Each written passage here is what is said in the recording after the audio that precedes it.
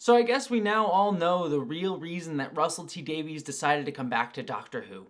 To canonically make the Doctor the non-binary disaster bisexual that we already all knew him to be.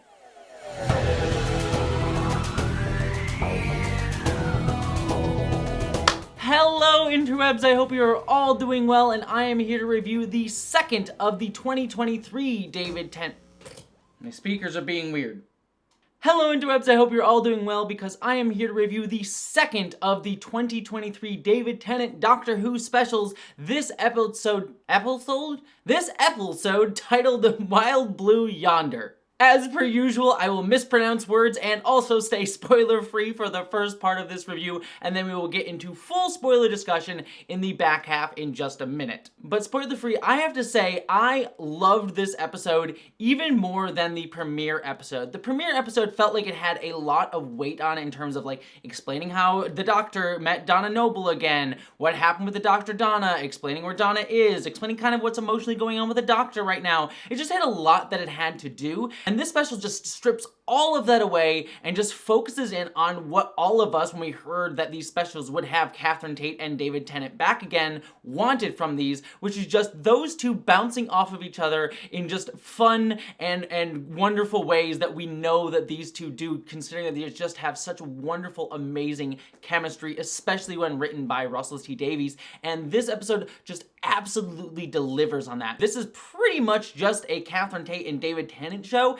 And you know, perhaps with any other actors that might have been to this episode's detriment, but here these two actors just have such wonderful chemistry and such wonderful back and forth, especially when written by Russell T Davies, that you're just a joy to watch them just go back and forth with each other, and you feel the like fun that they're having bouncing off of each other, and yet they're also able to deliver these like a powerful gut punch character moments that really feel meaningful and actually draw along the Doctor's journey of the past few years. And that is the other big thing that I was really shocked. I won't get into specifics just yet, but I was really amazed that, considering that this episode is so weighted in nostalgia in terms of getting us to buy in, it did a really good job of just delivering the weight of the past few years since the Doctor seen Donna upon it in a way that really felt meaningful, but also in a way that perhaps allowed those who haven't seen Doctor Who over the past few years to be able to like jump in and understand, okay, this is kind of what's going on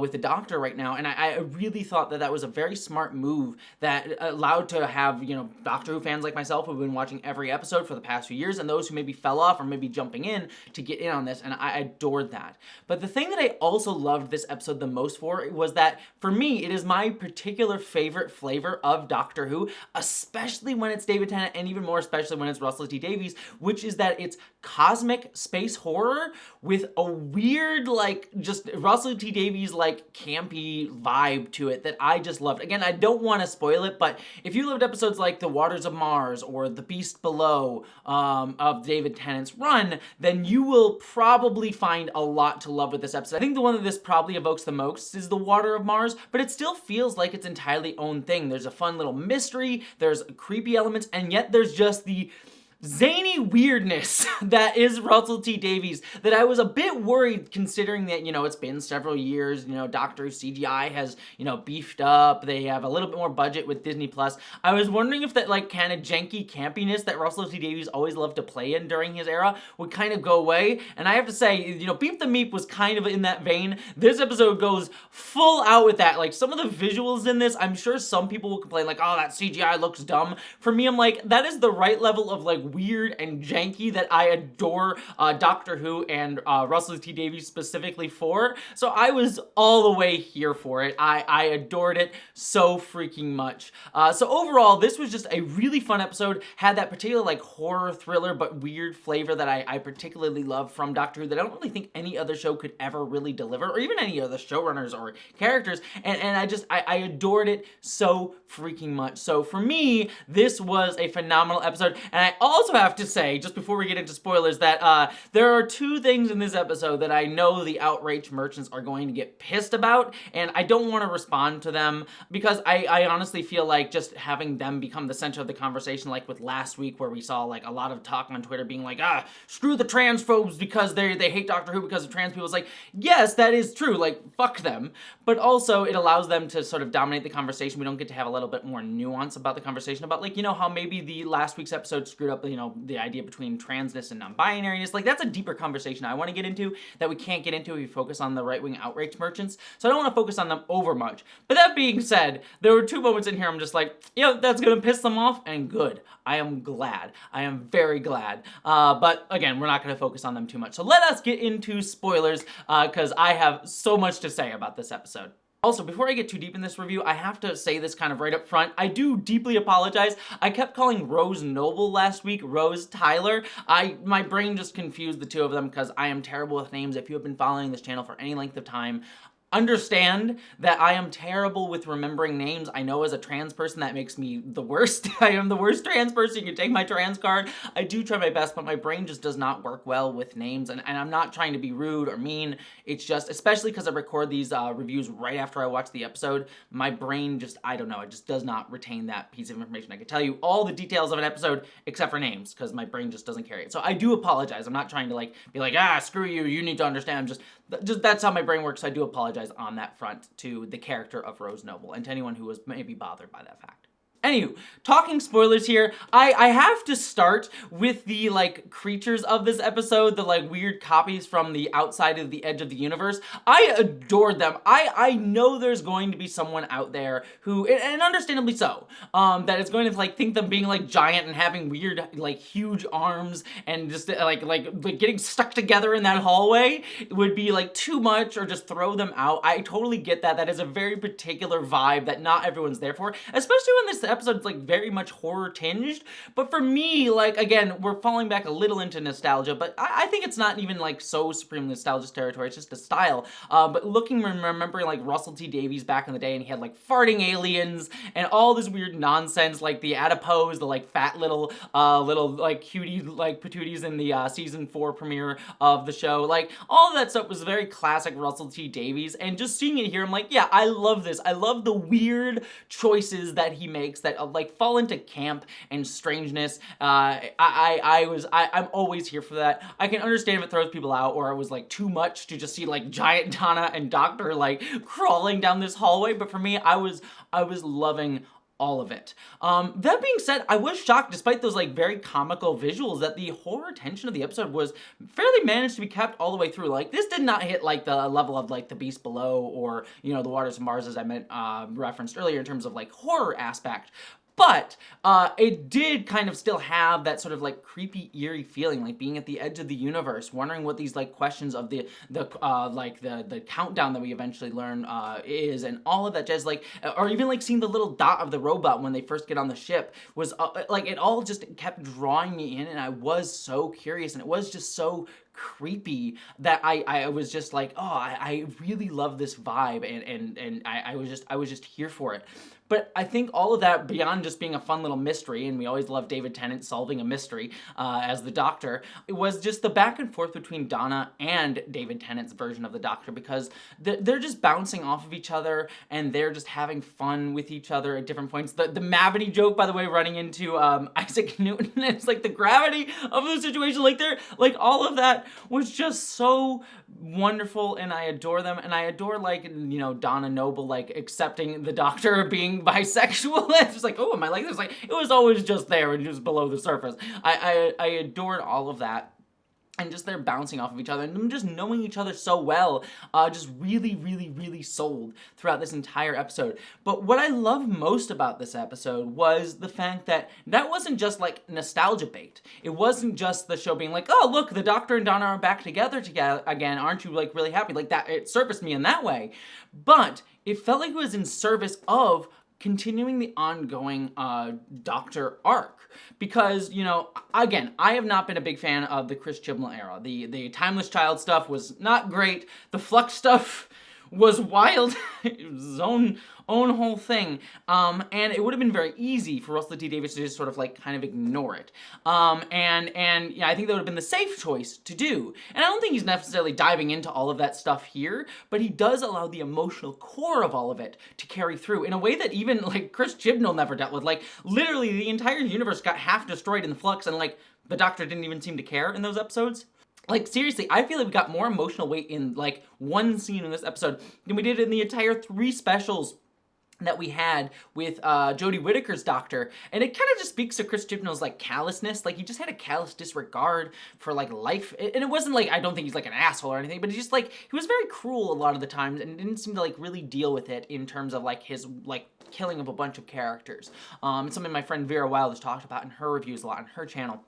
You know, it's just a thing in his writing that just seems like an afterthought. You know, I'm not thinking he's, like, intentionally cruel. He just sort of, like, kills a bunch of people and doesn't really deal with emotional weight. And here we get the Doctor having to deal with that, and there's this tragedy moment where he realizes he's wanted to say all of this to Donna, and that's perhaps speaking to the subtle underlying reason why he has David Tennant's face again, because he wanted to go back to Donna. He wanted to meet someone who would understand him, and he could open up to about all this stuff that he's dealing with again. And there's that tragic moment when it's not really her. And he's like, oh, I wanted to see you. And he doesn't. He hasn't been talking to the actual Donna. It broke my heart because you know that that's what he wanted. That's why he was here. In that sort of like, very like, I need my friend sort of way. And the end of the episode where they're sort of going back and forth and Donna's understanding, she's like, I know something's going on. I don't know exactly what it is, but something happened. And I'm here for you. And he starts to open up a little bit, and then they get out of the awkward conversation. It was a very, very sweet moment that I really loved. You know, speaking on that, like, sort of the end of the episode more, I know I'm kind of jumping around, but this episode just has a lot going on in it, despite them only being 2 actors. I'm unsure how I feel about the moment where he picks the wrong Donna and then comes back for her. You know, sitting with it, you know, longer. When I first watched it, I was like, I don't know how I feel about this. I feel like the emotional weight of this would have been better if he, like, instantly knew her because they know each other so well.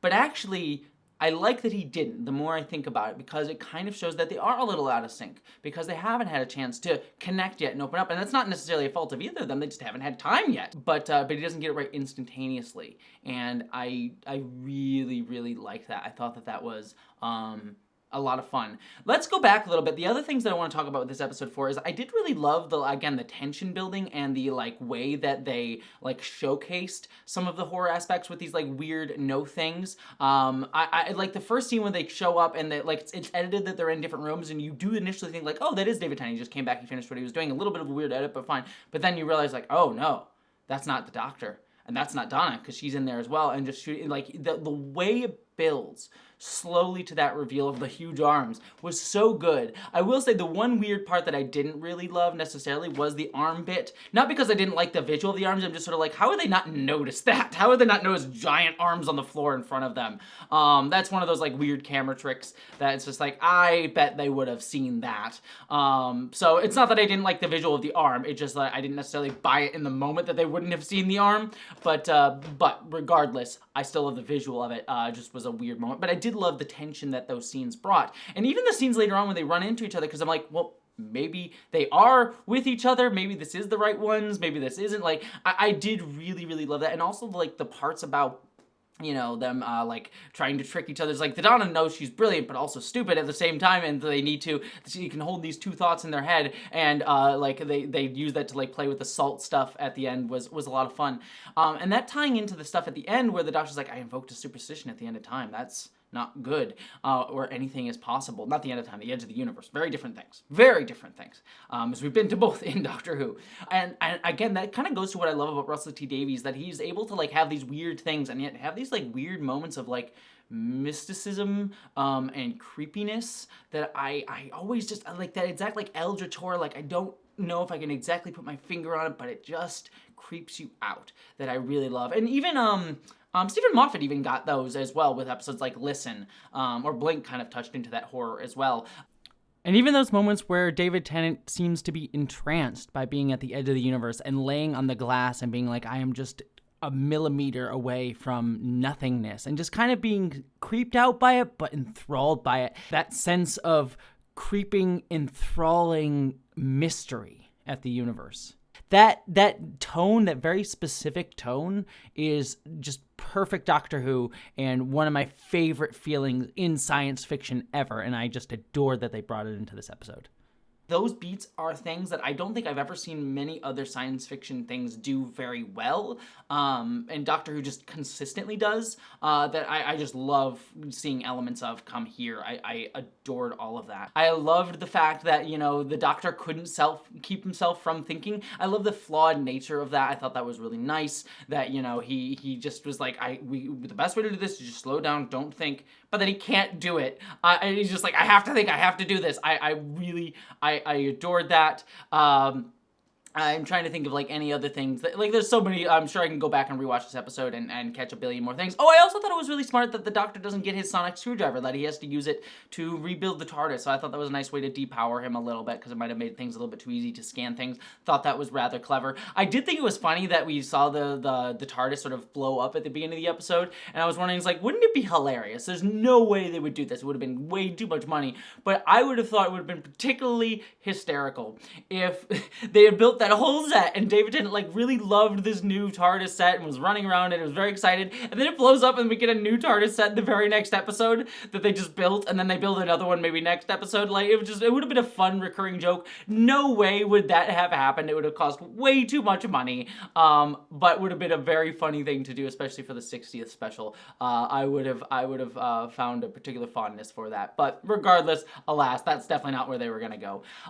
So yeah, I think I'm sure there's a couple other things here and there that I could remember or I want to talk about, but overall, I adore this episode. It was also really great to see Wilf at the end there, the poor late Bernard Cribbins. It was just wonderful to see him back, especially seeing David Tennant's face, because that, you know, David Tennant's original 10th Doctor died because he was saving Wilf. So I thought that moment was particularly well handled, but I'll talk more about him, I'm sure, next episode when we get into the final David Tennant special already. That's just, man, it's just like breaking my heart. Like, I just got them back, and now we're going to lose them again, but that is how it goes, and I think that's the perfect dose of nostalgia. Give us a little bit, but don't make us, like, sit in it, but get us excited for the next thing, because, you know, Shooty Got was coming, so I'm very pumped for that. But beyond all of that, what did you think of this episode? I'd love to hear all your thoughts down in the comments below.